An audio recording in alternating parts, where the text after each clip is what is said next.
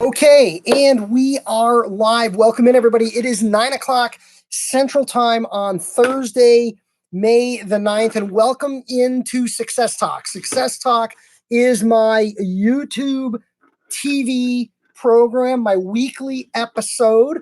I encourage you to join us every week. Subscribe to the channel. You'll never miss one. I do post the announcements in all of my social media footprints and places to let people know that this is coming and this is happening. It is going to be a regular 9 p.m. Central Time on Wednesdays with a W. This week I had a conflict, so we moved to Thursday. So you're either going to watch this live or you're going to watch it later on rebroadcast, which is great. I don't fully expect a crazy lot of eyeballs here because we're building an audience. We're building a program. We're building a plan. Some people will see that it's gone live. Hopefully some people that saw the promotion for it noted that it was going to be live, but bottom line is here we is. So it is 9 o'clock and all of my educational programming now starts off with a quick little excerpt from $100,000 Haircutter. Anytime we get together for a class or an event or a teaching or a program, we get into the book and we find out what today is all about. And today is May the 9th. So I'm going to get over to May the 9th real quick. And day 129 of the year with 236 days remaining in the year. Make reminder calls or send texts on pre-booked appointments. Nothing will knock the wind out of your sails as you try to build business quite like pre-bookers who do not show up for their appointments. One of the big arguments for people not rebooking other clients and people is they're going to no-show on me. Reminder calls, reminder texts, reminder emails are a fabulous tool in our business to prevent those no-shows. And since I originally wrote that concept a number of years ago, all of the online apps and booking systems have reminder functions now built in, reminder emails or reminder texts to make sure that people know that they have an appointment. So the excuses for not rebooking are gone. So it's about getting big and getting busy. Hey, by the way, another little commercial. Big Busy Barbershop, Big Busy Barbershop, my two new books. These are available online on Amazon.com. They're also available on ivanzoot.com on the web. These are my 52-week guides for building business in the barber and beauty business. One marketing idea a week every week, weeks 1 through 52, 53 through 104. 2 years worth of business building in those two books. So that's enough of the commercials. Don't forget to chat, guys. We have the chat function here that works through these live broadcasts. We'd love to hear from you. I'd love to hear from you. I'd love to answer your questions and talk directly with you. We also have the super chat function. Super chat allows you to sponsor a chat. It allows you to pin chats to the top of the chat feed. It gets you a little more exposure and a little more acknowledgement from everybody involved in the program, both during the lives as well as subsequently those show up later on. So let's get into it. July 1, Raise Your Haircut Prices Day in the USA. I created this holiday. It's my baby. I started it. I started it for you. I didn't start it for me. I started it for you and everybody else in the beauty industry. I believe we need raises. I believe we need more money. I believe we earn every penny we get and then some, and we don't get all the pennies we should. So I have made it my personal mission, vision, and hope and dream that every beauty and barber professional in the country, whether you stumble on me or whether you figure it out on your own or whether somebody steers you to it, you got to raise your prices. Prices have to go up. You know, haircuts today are cheaper than haircuts have ever been in the history of the United States of America, relative to the cost of living and the cost of everything else. College goes up, cars go up, groceries go up. These haircuts just aren't going up. We need to be raising our prices. And I know it's a daunting and scary topic for a lot of people. That's why I think we need to institutionalize the concept of price increases. We need to make it something that we as an industry do together. Therefore, one of the things we came up with is July 1, Raise Your Haircut Prices Day in the USA. Brand new water bottle matches my shirt. Raise your haircut prices day in the USA, July 1. Everybody goes up. If we all go up together, nobody's got anything to fear. And fear is one of the issues that I think stops people from raising prices all the time. So in this program, what I want to do is I want to talk about July 1, raise your haircut prices day in the USA. I want to talk about why July 1. I want to talk about how July 1. I want to talk about what July 1. I don't need to talk about when, it's July 1. And I want to talk about where. I want to talk about everything you need to know to comfortably and confidently raise your haircut prices July 1. Let's start with why. Not why should you raise your prices. You raise your prices because you deserve it. I want to talk about why July 1. And the simple answer is it is the best day and the best time of the year to raise your haircut prices. Because it's a good time and because other times are not good. That makes it good and better than the other times. Let's talk about it. September 1, back to school season.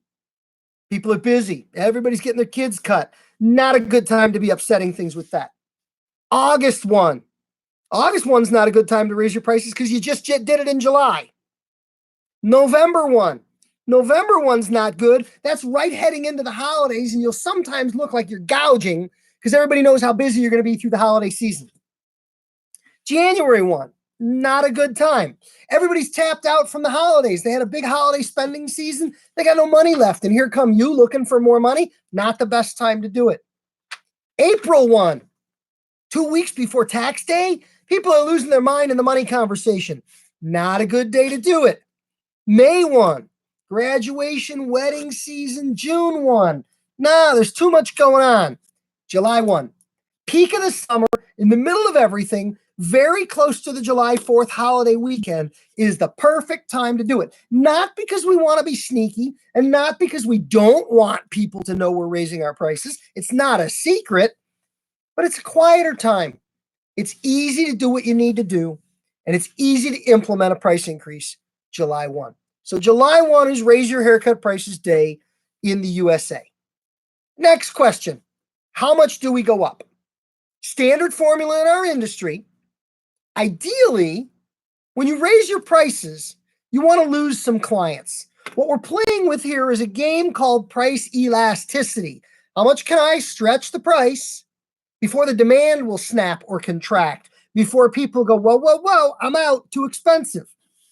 And few people are going to talk to you about the idea that you truly want to lose some customers. You really do want to lose some customers. Not everybody is meant to be with you forever. Now, as a shop owner or a team member, it might be nice to lose those clients into the salon, to lose them out of your chair and into other chairs. I get that. A lot of my conversations are designed for single individual proprietors, whether it be a chair renter, a booth renter, or an owner, or a suite renter or something. But we can have a bigger conversation about the context of this. But the bottom line is 10%.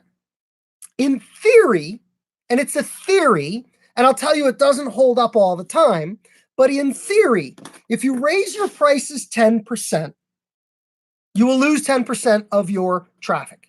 In theory, prices go up 10%, traffic falls 10%, and what happens then is you're earning the exact same amount of money, but you have what we call air in your book. You have room in your book. You have spaces in your book. You have vacancies created by the people that left, and birds of a feather flock together. Clients who are with you will send more clients who will be with you. Clients who left, well, they probably weren't sending their friends anyways. Or if they have friends, their friends are like them, and they might price out of your system. So the theory is you go up 10 points, you lose 10% of your traffic, revenue stays stable, but you have spaces for new people. That's the theory. Now let me give you the reality. The reality is if you're booked and busy and you raise your prices 10%, odds are you're going to lose almost no one. 10% is not much of a price increase. 10% is a little price increase. And many times when many haircutters raise their prices 10%, clients say things like this. They say, that's right, they say nothing. They don't say anything at all. They simply pay the higher price. Sometimes they say things like this. Oh, you're going up? Okay. Sometimes they say things like this. Huh, it's about time you went up. I should have been paying you more all along. Your haircuts are great. You were too low. Or they say things like this. 10%? You should be going up 20. Clients are going to be very honest with you about this kind of stuff. And we really don't, we're shocked when we hear it. And we're also angry with ourselves because why didn't I go up sooner if that was going to be what the answer was? So July 1, 10 points. Go up 10 points. If you're lucky, if you're blessed, if the clouds part and the beam of light shines down, and the angels sing, 10% of your customers are going to quit you. But you're not going to get that lucky. You're only going to lose one or two, if anybody at all. And by the way, the other side of it is you're going to gain customers because people want to pay more. I know you heard me say that and you said, what did he say? And I'm going to say it again. People want to pay more. People want to hang out with a winner. People want to be a part of something big and successful. I'm going to pause to read a comment real quick.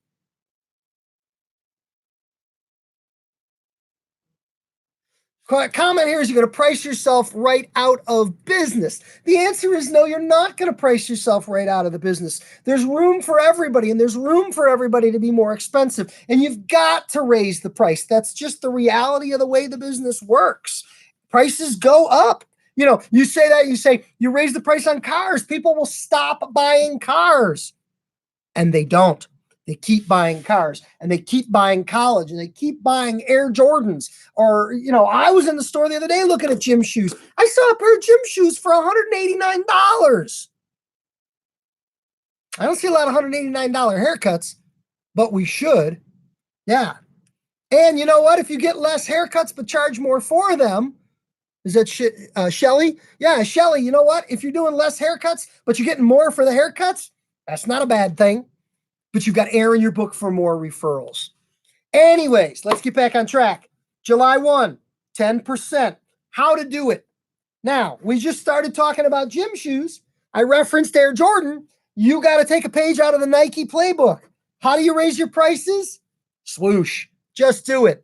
You simply just do it. You just raise your prices. You pick a day, July 1, and on July 1, you unlock the front door and you put a stack of the new price list on the front counter. You change the board on the wall with the pricing, and you just do it. No notice.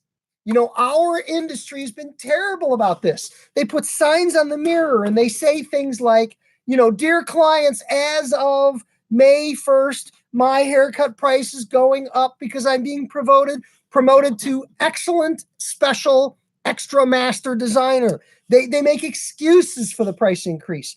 Don't apologize. I'm sorry my prices are going up. The landlord raised my rent. Don't blame it on the landlord.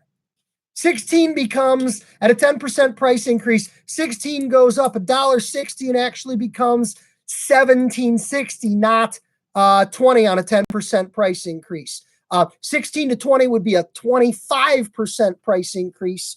4 on 16.25, exactly. Jose says, I'm an amateur. I'm practicing with my boys. How do I get more tips? I don't think your boys are going to tip you. I don't think that's what you meant. I think you meant, how do I get more tips and tricks on hair cutting? And I have 1,000 videos on my channel. There are playlists on fades and flat tops and a lot of other great stuff, Jose.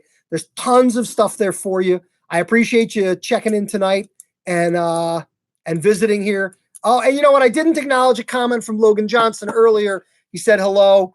Yeah, I'm here to hit you with some knowledge, buddy. Thank you for being here. So how to do it? Just do it. No notice, no signs, no apologies, no excuses, no storytelling. You simply just raise the price and you stand up straight with your chest out, your shoulders back, your chin high, look them in the eye confidently and quote your price. We were 16. We went up. We are now 17.60. Or if you round that up, make that $18. I don't like to deal with the nickels. But yeah, no notification on price increase. I think that is extremely important. Now, one last thing on raising prices and notification. Some people really feel they have to do something. And I'm with you. I'm okay with that. Jose's a big fan. I appreciate that, buddy. Thank you for mentioning that. Shelly, nobody charges $17.60 for a haircut. I don't know about nobody, my friend. When I had my shop, we did not only work in round dollars. We had change in the drawer, and we were pretty diligent about working with those kind of numbers. And there is something to be said for a number like $17.60 as a price, because it doesn't sound like you went with a round dollar as an arbitrary thing. When somebody prices something at $17.60, somebody thought about it. $17.60 didn't just pop into their head like $15. It comes off as more deliberate. And I think sometimes with uneven pricing, we're able to justify even higher prices. You put a haircut out there for $34.78, somebody's going to ask you why. And that gives you the opportunity to blow your horn and talk about who you are, what you do, why you do what you do, how you do what you do, and really promote in a big way in that regard. So for those people that really feel on a price increase, they have to provide some form of notice. I have what I call my price increase letter. Now, I love this idea, and I'm going to read it to you, and I want to walk you through how this works. So in my book, $100,000 Haircutter, and if you don't have the book, you might want to grab a copy of the book. Hey, Logan Johnson says you're going to buy the book. We're talking about the book right now, buddy. In my book, May 1st, and it was just a week or so ago, May 1st is day 121 of the year. Plan for July 1 is my May 1st tip. And it talks about planning for Raise Your Haircut Prices Day in the USA 2 months out. And here's what I mean. Again, don't post signs. Here's what I like. You're going to write a letter. You're going to write a letter to your clients. And in just a moment, I'm going to read you the letter so you know what the letter should say. You're going to write a letter to your clients. You're going to print copies of the letter, and you're going to stack them up on the front desk. Starting May 1st, when you check out clients at the front of the shop, when they're paying for their haircut, you're going to hand them the letter. And they're going to say, "What's that?" And you're going to say, "It's a letter."